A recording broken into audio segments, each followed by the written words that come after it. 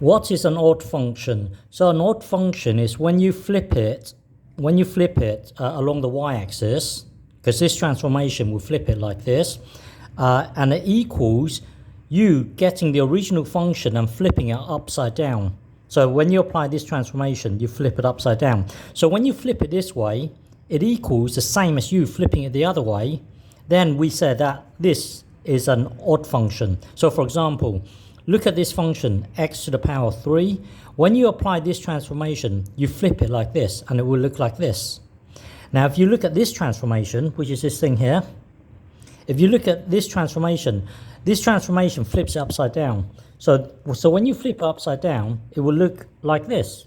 Now, these two functions are exactly the same, meaning you flip it like this along the y-axis is the same as you flipping it upside down. When the two are the same, we say that this function is an odd function. And the reason why it's useful is because of this. Hang on. If you look at the sine graph looks like this. This turns out to be an odd function because when you flip it, when you apply this transformation, you flip it like this, it will look something like this. And when you apply this transformation, when you flip the sine graph upside down, when you flip it upside down, it will look something like this. And then if you continue, well, these two are the same.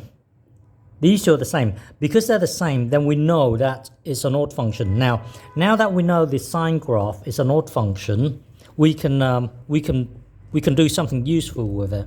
So if someone asks you, work out sine of something complicated like negative 30 degrees, because you know that it's an odd function, meaning if you work out the negative version, that will be the same as the negative of the original function.